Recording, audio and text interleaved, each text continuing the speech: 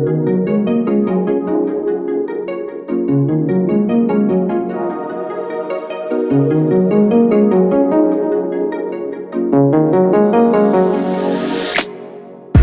semuanya, gue Fahmi dan di tangan gue ini adalah Samsung Galaxy M52 5G, HP terbaru dari Samsung untuk kelasan mid to high, yang tentunya kalian udah pada tahu lah ya kalau M series ini pasti keunggulannya ada di baterai dan juga layar yang ukurannya jumbo. Kalau kita lihat ya sekilas materi iklan untuk HP ini itu punya slogan performa kuat megang banget. Ini jelas nih nampilin keunggulan performa, chipset Snapdragon 778G yang tentunya udah 5G, baterai berkapasitas 5000 mAh dan layar berukuran 6,7 inci Super AMOLED Plus yang pastinya bakal manjain mata dan tentunya udah 120 Hz. Nah sekarang kita lihat isi dusnya dulu ya, dapet apaan aja.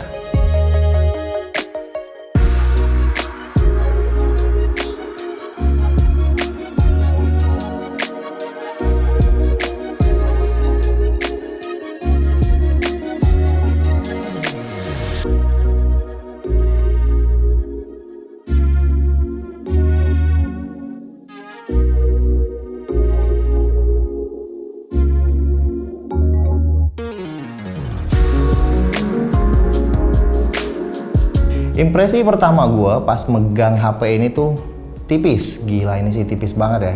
Emang ukurannya gede dan lebar, tapi tipis dan enteng. Ketebalan itu 7,4 mm, beratnya 173 gram, lebih ringan dari A52s 5G yang ukurannya malah lebih kecil.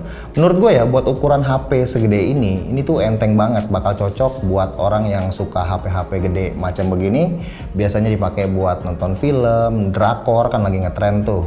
Enak banget, nggak bakal bikin tangan pegel.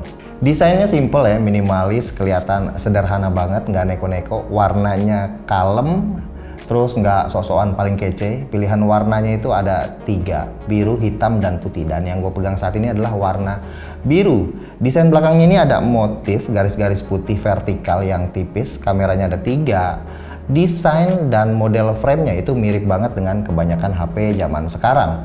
Bump kameranya juga nggak tebel, tipis banget. Ke bagian kanan itu ada tombol power sekaligus fingerprint yang responsif banget. Kalau masih kurang itu ada face unlock yang lumayan bekerja dalam situasi yang gelap. Di atas tombol power ini ada volume yang agak susah ya buat menjangkaunya tombol volumenya karena kalau menggunakan satu tangan aja. Ke bagian atas polos nggak ada apa-apa, ke kiri ada slot SIM card, dual SIM, nano, dual standby yang share sama micro SD. Yang paling terpenting ini adalah HP yang udah support dengan jaringan 5G, tapi belum rata ya dan masih menunggu update firmware. Ke bawah udah tinggal speaker aja sama port USB-C. Lanjut ke bagian display, ngelihatnya tuh lebar, megah, kinclong, bezelnya juga tipis. Ke kanan, kiri, atas, cuma bawahnya aja nih agak sedikit lebih tebal. Kamera depannya menggunakan model punch hole yang posisinya di tengah. Gue ngelihatnya nggak ada ring putih-putih ya di sekelilingnya, dan kalau dalam keadaan display yang mati itu pasti bakal asik banget. HP mid-range Samsung kalau udah pakai layar Super AMOLED di tahun ini itu udah gue jamin ya bakal cetar banget, terang, jelas, indoor maupun outdoor. Warnanya bakal makin keluar kalau pakai settingan display yang vivid, dan kalau pakai mode natural itu akurat banget sRGB-nya. Nah, ini cocok banget nih buat kalian yang seneng ngedit-ngedit foto ataupun video. Resolusi layarnya itu Full HD Plus ditambah dengan refresh rate 120 Hz. Cuman ada 2 pilihan ya, 120 atau 60, nggak ada pilihan 90. Dan gue coba hampir di beberapa aplikasi seperti Telegram, Instagram, YouTube itu jalan 120 Hz-nya, smooth banget. Sebagai catatan, gue lama menggunakan OnePlus 9 Pro dan beberapa handphone lainnya. Itu YouTube, Instagram, dan Telegram itu rata-rata turun ya sampai ke 60 Hz. Dan di HP ini mulus jalan 120 Hz terus. Layar HP ini juga dipastikan aman ya dari black crush ataupun tint. Gua tes langsung nonton Ragnarok itu bersih banget, shadownya nggak ada crush, kelihatan semua meskipun dalam skenario indoor gelap-gelapan. Ini sih bener-bener HP yang punya kualitas banget layarnya. Nonton YouTube, support konten HDR, Netflix udah sertifikat L1, dipakai buat multimedia. Emang tujuannya HP ini. Tapi kemewahan itu hanya untuk mata kita, bukan untuk pendengaran. Speaker ya, speaker di HP ini masih single di bawah aja. Sayang banget ya, kenapa nggak dipasangin dual speaker, kan jadi nambah lebih keren. Tapi intinya seperti ini tuh kayak dipaksakan ya buat kalian yang nggak apa-apa, nggak dual speaker, suaranya juga tetap lumayan oke. Nonton konten masih enak banget berkat layarnya yang kece. Setup kamera Samsung Galaxy M52 ini adalah 3 kamera. Main kameranya 64 megapiksel tanpa OIS. Ultrawide-nya 12 megapiksel dan satu lagi lensa makro 5 megapiksel. Ya nggak gimmick lah ya, karena resolusinya bukan 2 megapiksel. Kualitasnya menurut gua udah oke banget untuk ukuran HP yang mengedepankan display dan baterai. Kamera bisa bener-bener diandelin. Mode auto itu dengan AI berjalan dengan baik ya dalam kondisi backlight, punya dynamic range yang oke. Portraitnya juga bagus, dari ultrawide ke normal juga nggak ada belang ya, warnanya merata sama persis.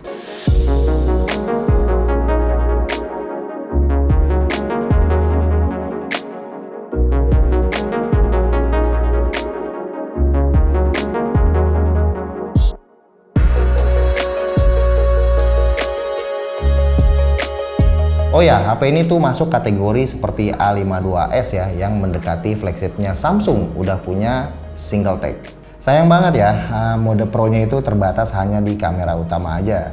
Dan kemampuannya cukup terbatas juga dengan speed up to 10 detik dan ISO 3200. Tapi gue yakin orang yang hobi motret yang nggak bakalan pilih HP ini juga ya. Secara HP ini tuh ukurannya cukup besar dan marketingnya aja, bukan ngunggulin kameranya. Tapi mode auto pada kameranya ini udah lumayan oke lah ya. Apalagi videonya, meskipun nggak ada OIS-nya, perekaman video di resolusi paling pahe, paket hemat 1080-30 fps itu bisa diandelin. Mari kita lihat sampel-sampel videonya. Di frame rate yang 60 fps adanya di 1080 aja tuh, tapi fokusnya mantep, cepet banget. Dan di 60 fps ini ada stabilisasinya enggak? Kita tes ya.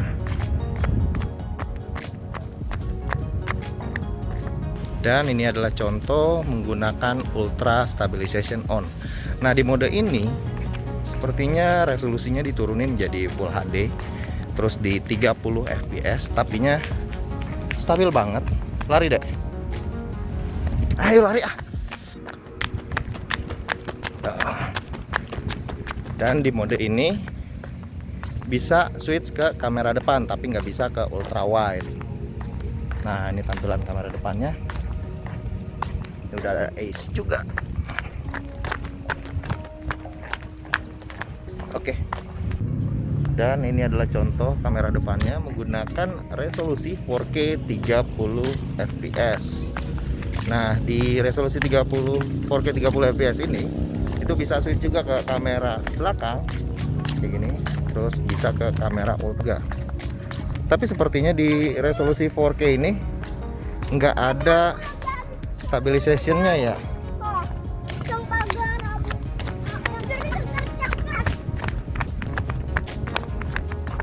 Gue sendiri bukan seorang gamer kelas berat ya, game-game real life gue itu ya cuma Clash Royale doang.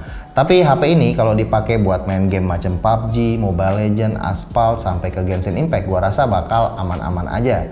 Ya, meskipun nggak harus settingan yang paling tertinggi. Chipset Snapdragon 778G ini bisa dibilang masuk ke chipset kelas atas yang dipadukan dengan RAM 8GB dan storage 128GB. Performa benchmark Antutu itu bisa dapat skor 460.000 dan Geekbench 5 punya skor 739 single core dan 2627 untuk multi core. Dengan skor segini ya udah jadi patokan lah kalau HP ini punya performa yang sangat baik. Interface-nya Samsung One UI juga makin oke ya.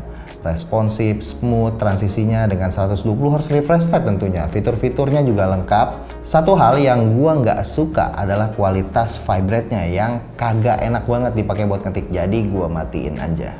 Ngomongin baterai di Galaxy M series ini kayak gimana ya? Udah pasti oke lah. Tapi di atas kertas, M52 ini mengalami penurunan dibanding M51 yang punya baterai 7000. Dan kenyataannya HP ini tetap oke dipakai seharian. Gue tes pakai HP ini, gantiin HP utama gue pakai motret, GPS, Google Maps, main game beberapa kali, sampai nonton Netflix 4 episode masih bisa bertahan sampai malam.